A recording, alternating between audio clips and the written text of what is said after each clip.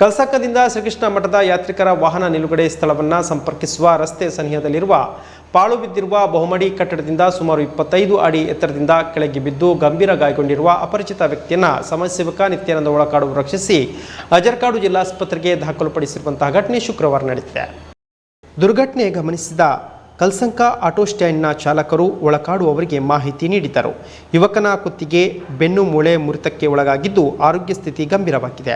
ರಕ್ಷಿಸಲ್ಪಟ್ಟ ಯುವಕನ ಹೆಸರು ಸೂರತ್ ಸಿಂಗ್ ರಾವತ್, ತಂದೆ ಮಾಧವನ್ ಸಿಂಗ್, ಉತ್ತರಾಖಂಡ ಎಂದು ತಿಳಿದುಬಂದಿದೆ. ವಾರಸುದಾರರು ತುರ್ತಾಗಿ ಉಡುಪಿ ಜಿಲ್ಲಾ ನಾಗರಿಕ ಸಹಾಯ ಕೇಂದ್ರವನ್ನು ಸಂಪರ್ಕಿಸಲು ಸೂಚಿಸಲಾಗಿದೆ.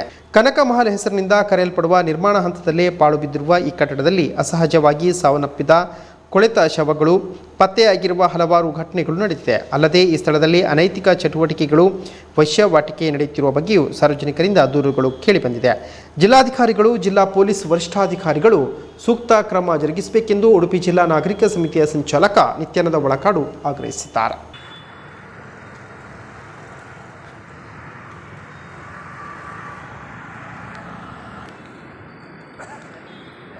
किधर आए तुम? किधर आया? मैंने काम करता था। किधर किधर किधर? लेबर का। किसका किसका किसका किसका कौन है? किसका साथ है? कौन सा बिल्डिंग में? नहीं आया ना, 2 ही दिन हुआ इधर आके, 2-3 दिन। अभी तुम्हारा गाँव का नंबर बोलो, हॉस्पिटल में जाके। नंबर है क्या उस गाँव का? ಅದು ಕೈ ಇಡ್ರಿ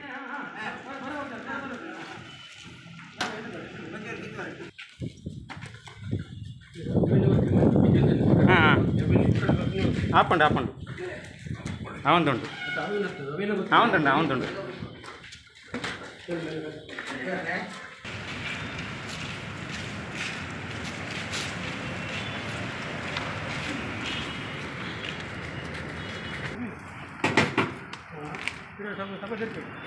समाज